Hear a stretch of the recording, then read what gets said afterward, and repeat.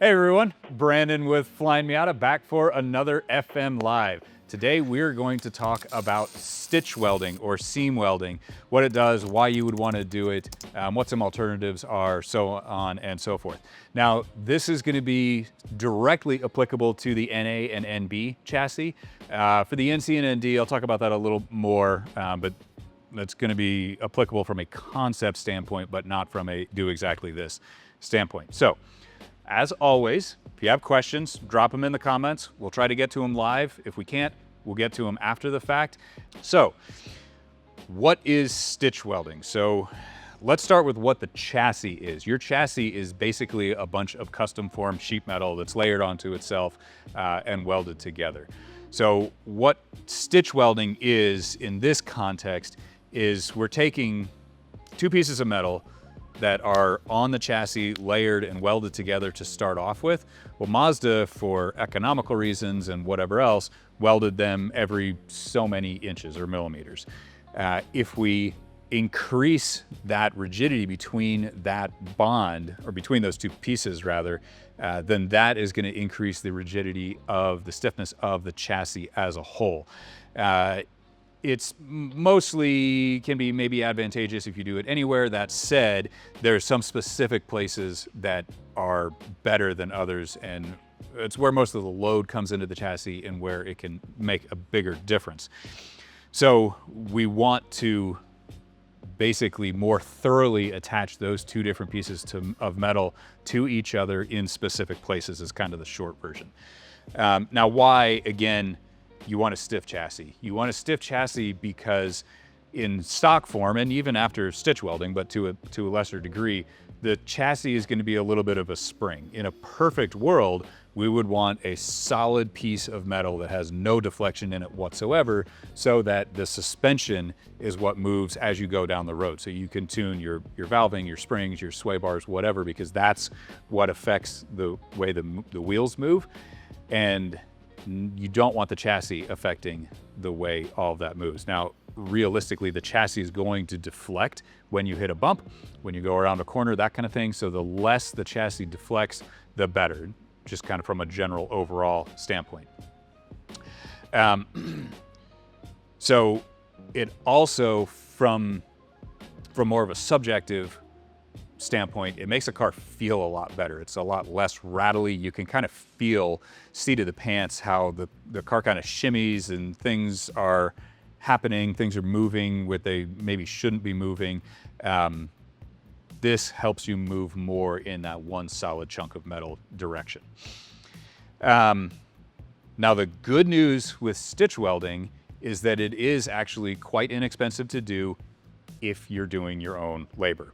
If you're not doing your own labor, it is quite expensive because it is a pretty involved job. And we'll go, this is not a how-to video, but we'll go into more of the specifics there. Now, we will talk about bracing and how that can sometimes do completely different things, sometimes do basically the same thing, pros and cons there. We'll get to that later on in the video. So let's see. Now, I guess to kind of shortcut to the end a little bit, this is my personal car. I did this to it a long time. I'd stitch welded this car a long time ago, and it really made a substantial seat of the pants difference. It really made it feel much, much better. So it is definitely something that I recommend pretty strongly, with the giant qualifier of you have to have the skills and the ability to do it.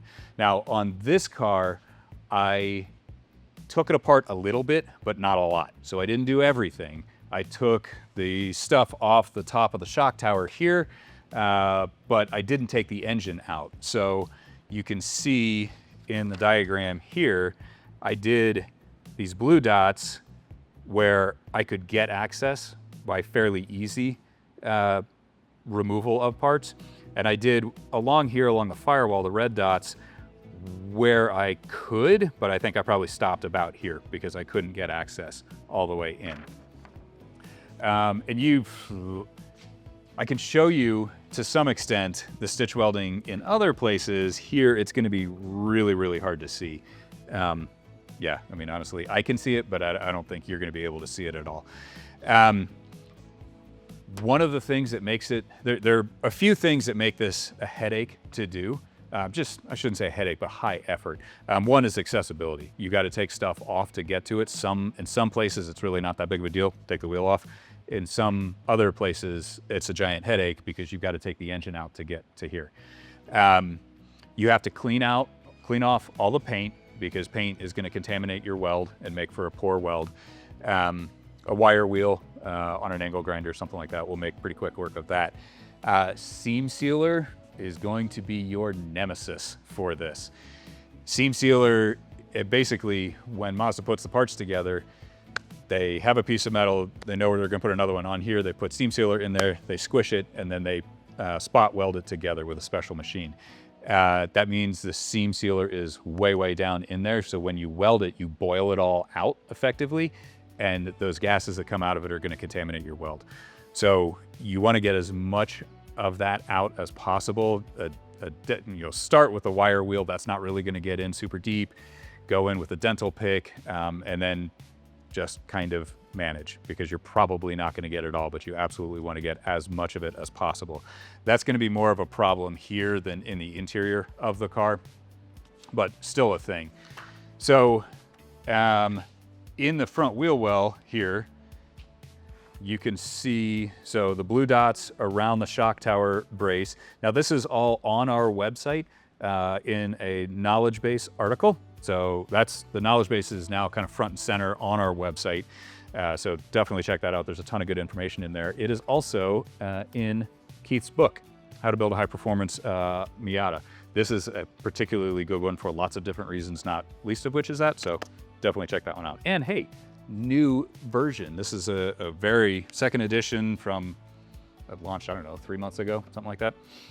So anyway, we're gonna weld around the shock tower brace here where it attaches to the frame rail, over here on top of the frame rail in heavy quotation marks, and then down the side here. Now, this was done a long time ago. That's a little ugly, don't judge me. Yeah, and I couldn't really find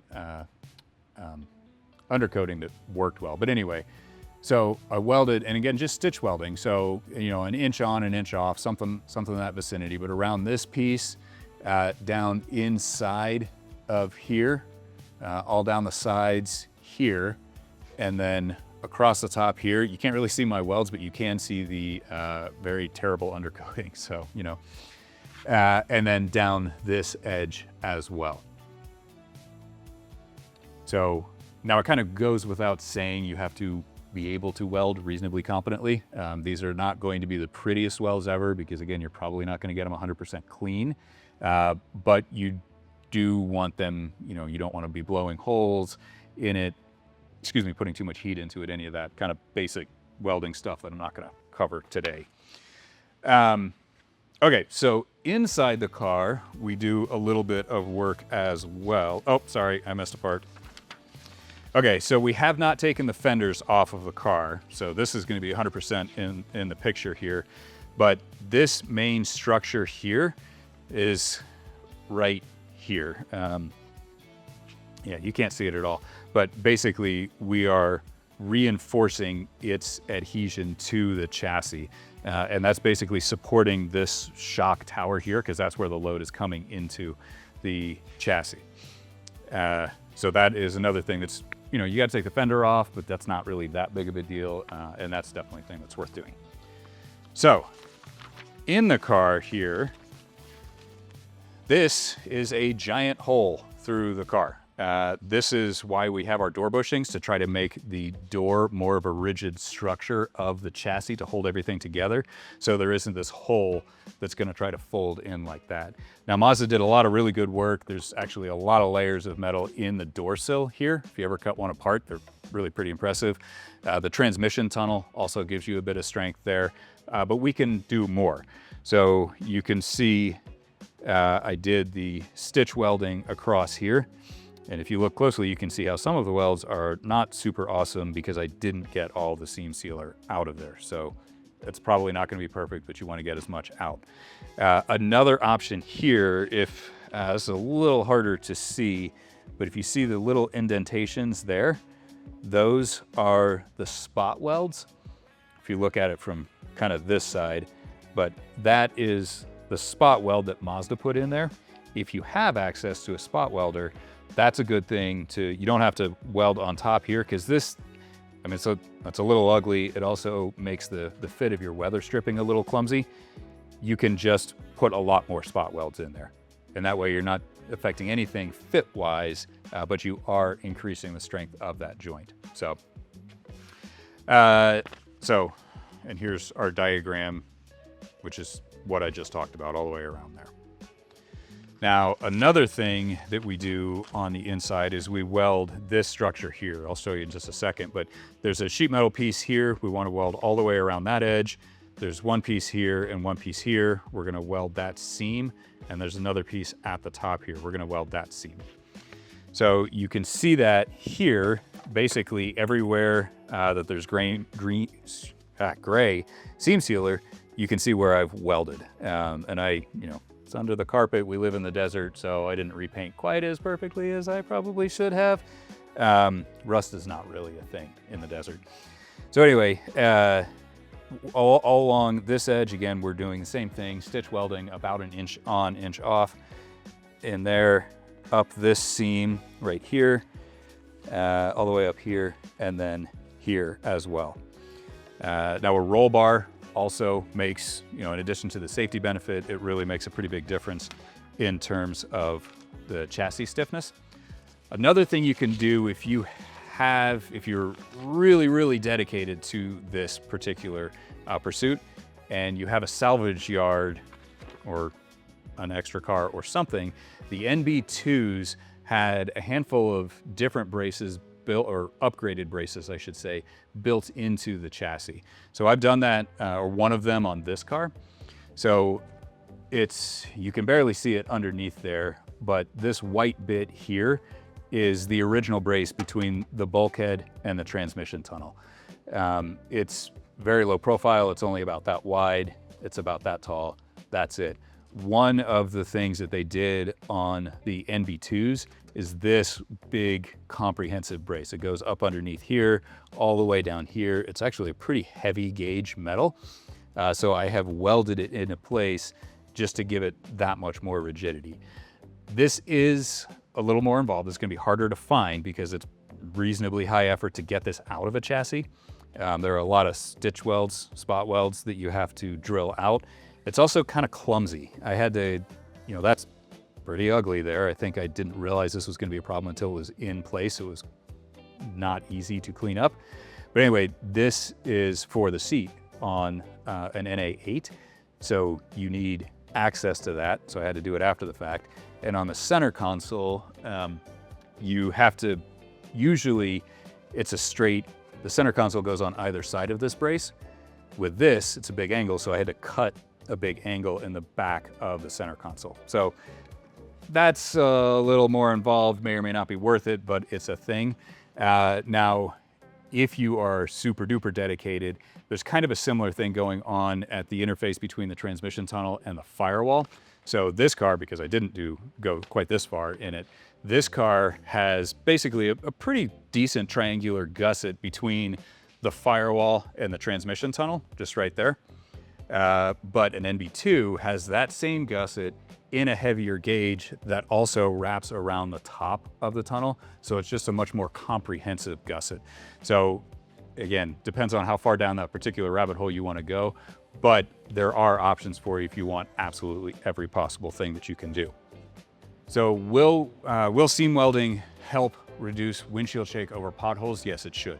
Now that doesn't necessarily mean that it's going to magically 100% disappear, but it makes the chassis more rigid as a whole, which is going to decrease shaking as a whole, including that windshield shake. That said, good segue, thank you. There are alternatives to that kind of thing. So, and sometimes the alternatives are basically doing the same thing in a different way. Sometimes they're doing different things. So the strong arm is, so this goes wrong side naturally, so forgive the mirror, but it basically goes right there.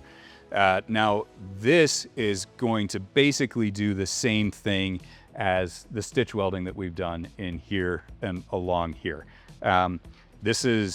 We haven't done any scientific testing, but this is probably going to make a bigger difference. It's going to be easier to do because you don't have to know how to weld, but it is going to add a little bit of weight, not a lot, but a little bit. And you know, you have to spend money on this, and this is very reasonably priced, and also quite a bit more than a few feet of welding wire, or you know, whatever. So the strong arm is going to do pretty much the same thing. There's going to be a little bit of overlap with the butterfly brace, but a lot less, because if you imagine we're looking at the underside of the car, the stock frame rails are here, the chassis kind of does this, and then it goes up here for the transmission tunnel to make room for the transmission. That is basically a hole. So if you imagine just super basic geometry, if you have a surface like this with a big hump in the middle, then you can take it and you can go like this pretty easily, right? This is going to tie those two sides together, and it's going to take that flex out of the equation. And that's not really something that we're addressing with the stitch welding. So this, you know, there's probably going to be a little bit of overlap, but this is solving a different problem. So it is more, it's worth doing both of them.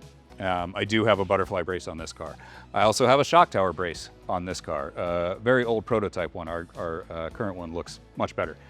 But basically, when an impact comes in at the wheel, it's trying to move this piece that's just sticking out into space, more or less, up like this, right? And we don't want it to do that independently of that side, which is why we have the shock tower brace. Now, making this piece more rigid is going to help that, whether it's through stitch welding and or strong arms, but doing this is just going to be another layer in that. So this is a thing where I mean, really, I would and have done all of the things. Chassis rigidity on this car is particularly important to me, partially just because I like a solid feeling car. I want the suspension to work as well as possible. Also because, undisclosed to me, this car was in an accident. So it was extra shaky and wobbly when I first got it. So I've done everything that I can to make it rigid, and it really has made a big difference to it. So yeah, again, I've said this before, but basically the biggest thing, stitch welding is very effective. It is also very high effort, and it requires a certain skill level. So kind of depends on the commitment. If you're gonna pay somebody to stitch weld the car, if they're in there anyway for something else, such as our old V8 conversions, sweet, do it. Makes sense. Still not going to be super cheap, because even if everything's exposed, it's still pretty high labor, again, from cleaning up everything, getting rid of that seam sealer. The actual welding is the easiest part, but it's high effort. You know, if you're going to pay somebody, don't expect it to be a cheap job.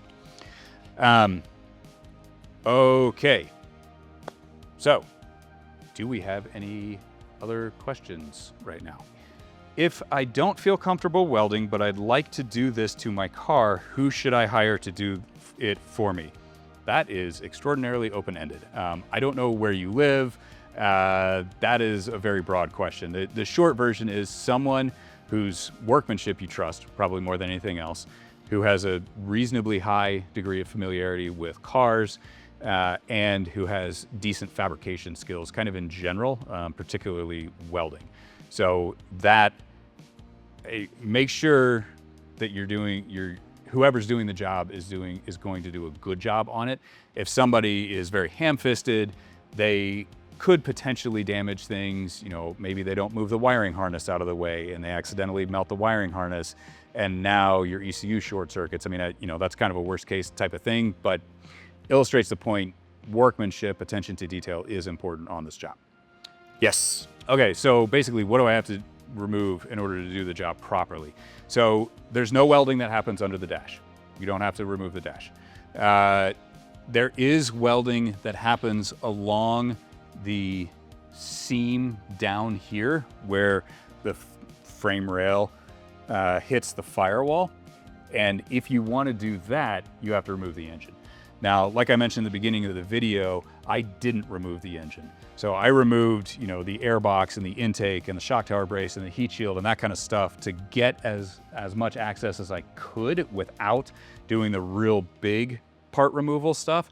And I got probably 80 or 90% of it. So it depends on if you want to go all the way, but to do an 80 or 90% job, you don't have to take everything apart. What is my order of priority? Let's put it that way. So I would say the order of priority, the door frames, they're pretty easy to get to, really, and they're going to make a pretty substantial difference. I would then say, this is unproven scientifically, but I'm going to say stitch welding this piece under here is going to be the next biggest thing, but it's a little higher effort versus doing this stuff in here, which is going to be similar but not quite as effective. So that's kind of up to you in terms of effort versus reward. More effort, slightly less reward, a lot less effort. The stuff around the seatbelt kind of inside there, that's icing on the cake. It's really pretty easy to get to. Make sure you properly shield your carpet and don't accidentally light it on fire. Ask me how I know. But that one's fairly low effort, probably not quite as effective. So, how long does it take to do properly? Oh boy, what are your fabrication and mechanical skills? I would say if you are very, very good and fast, you could maybe get it done in 4 to 6 hours. Most people are probably going to be in the, it's going to take me 2, 3, 4 days in the garage kind of thing, especially if you're doing it at home. That is wildly subjective based on the person doing it, but it's going to take a while for sure. Can seam welding accelerate rust? Can seam welding accelerate rust? No. Can the results of burning off paint and removing paint and so on accelerate rust? Absolutely. So once you're done with your welding, make sure you thoroughly seam seal it, give it a good coat of paint, use better undercoating that I have used here, that kind of thing to make sure that it's fully sealed and that water cannot get in and rust the bare metal. So hopefully that answers that question. If done incorrectly, can it weaken the metal? Sure, yeah. Yeah, if your settings on the welder aren't good and you're blowing through the metal, you're just burning big holes in it, yeah, it's gonna weaken the structure as a whole. Perceptibly or not, depends on how much you do and how bad it is and that kind of thing. Really the short version, if you don't have a high degree of confidence in your or whoever's doing it, welding ability, just leave it be. It's not the most difficult thing in the world, but it is a little bit clumsy, and you've got all that seam sealer to deal with. Your welds are not going to be 100% perfect, so make sure that you have a good idea of what you're doing before you dig into it. Yes, yeah, should I unplug my ECU before I weld on the car? No, and remove your battery or disconnect it from the system. So you don't want any electrical current in the car. My understanding of that, which is basically anecdotal, is that you might be okay, but you might fry something and it's probably going to be expensive. Depends on how, because welding is an electrical short, right? So it depends on the path of that electrical short through the metal, and it's best to just avoid it altogether. So I've done a lot of welding on cars, never removed an ECU, always disconnected the battery. Does welding the seams up front affect the crash safety of the vehicle? I don't know. We have not done crash testing on it. I do not anticipate it because this is making the chassis as a whole more rigid. It's not defeating any of the intentional crumple zones of the car.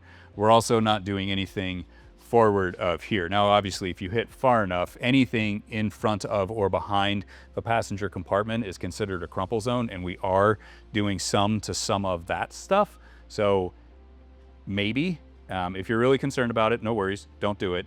I don't think so. I'm comfortable driving my car around with strong arms.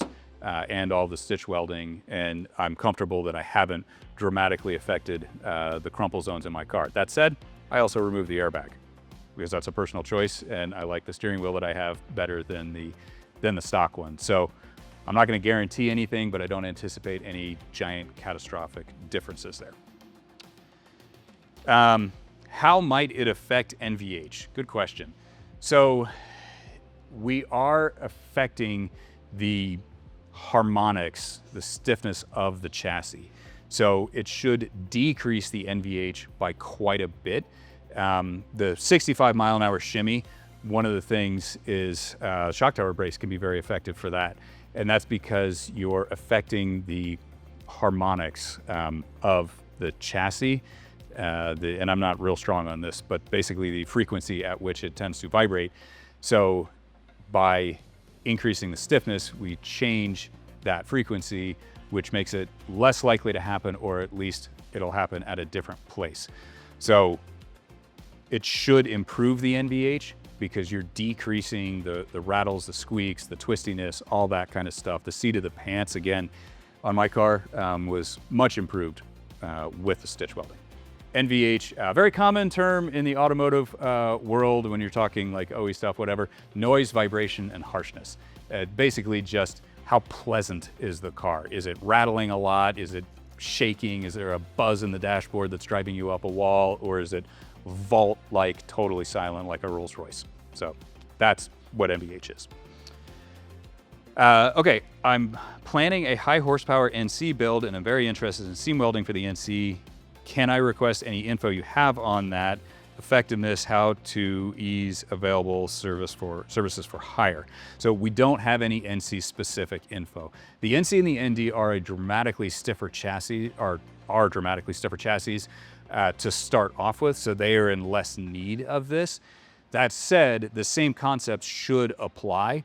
So you should be able to kind of look at the diagrams that we have, again, in the knowledge base on our website, and say, okay, I'm looking at my car and this looks like it's probably about the same thing, so I'll stitch weld this stuff. As long as you're a competent welder and you do your prep, your metal prep on the front end, then you should be okay. I don't anticipate causing any new problems, so more is better than less, but an NC does, and ND, they do need it less, and we don't have any specific guides. As far as services for hire, same thing I said at the beginning, make sure that you find somebody whose attention to detail and workmanship you trust fully and has good just automotive mechanical skills so they can take stuff apart without destroying anything, and good fabrication skills to do a good job on the welding itself. Okay, so yeah, can NCs and NDs benefit from this process? Mostly applicable to the older gens. Yeah, what I just said, mostly applicable to the older gens. The concepts are still sound for the newer cars, but they're less likely to need it. And the diagrams for do exactly A, B, and C don't exist to my knowledge. Is it worth the trouble for a street car, or should I just buy some bolt-on bracing? That is another subjective thing. So this is probably 80% street, 20% track kind of car. And I do very much enjoy the results of the stitch welding that I've done. It made the car much more of a cohesive single big chunk of metal kind of thing rather than just a floppy, wobbly, rattly thing. So in some ways, I would say that it's more important for a street car, but that's strictly from a subjective standpoint for comfort and feel and those, the NVH and kind of the intangible stuff. That said, it is high effort. And if you're not doing it yourself, it's gonna be expensive to pay somebody to do it. So doing the bracing, you know, again, shock tower brace, strong arms, butterfly brace, roll bar, door bushings, super easy. All that stuff is going to kind of do different things and kind of similar stuff depending on how far, what we're talking about and how far we're zooming out. But with that is stuff that can be done by most, not all, but most home mechanics in their home garage. Welding is another layer up the totem pole, if you will. Yeah. Does it matter what kind of welder I use? The one that you're most familiar with. So MIG is generally going to be the easiest. I suppose there is an argument for TIG being better because, TIG is going to put less heat into the base material. So it's, I guess, going to burn less of the seam sealer that's remaining down. I mean, they're both going to burn a bunch of the seam sealer, but the distance from the weld where it stops burning is going to be a shorter distance on TIG than it is on MIG. So you're a little bit less likely to have contaminants in your weld. Flip side of that is that you're less likely to burn that stuff off. So MIG generally is easier for people to do. It's more accessible. So that's probably what I would vote for more from that standpoint. Yeah, stick is stick. So a short version, MIG is probably going to be your best bet, but whatever you're most comfortable with, as long as you choose the right filler and gas, all that business, it should be fine. Are there any spots that I should not seam weld?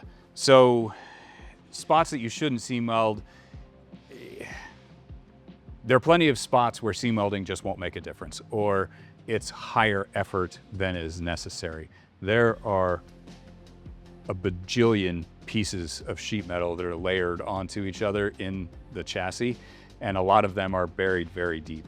So I would focus on the guide that we've, that again, in our knowledge base, and I probably wouldn't go much beyond that. It's just kind of, the diminishing returns is gonna get pretty significant. So if you wanna do everything, sure, have at. I don't think you're gonna hurt anything as long as you're not unintentionally burning something on the back side of that weld or splatter or whatever else, but diminishing returns, so. Why don't more people do this? Effort and skill. It's, I mean, that's it. You know, it is good, it is beneficial, it is worth doing, and very high effort, and you gotta have a reasonable degree of skill in order to do it. So that's my opinion, but I feel like it's probably a reasonably sound one. Okay, do we have any more questions? No more questions. All right. Well, if you come up with any more questions, drop them in the comments. We will answer them there. If you've done this to your car and you have suggestions or experience or feedback you can provide to everybody, please do drop that in the comments.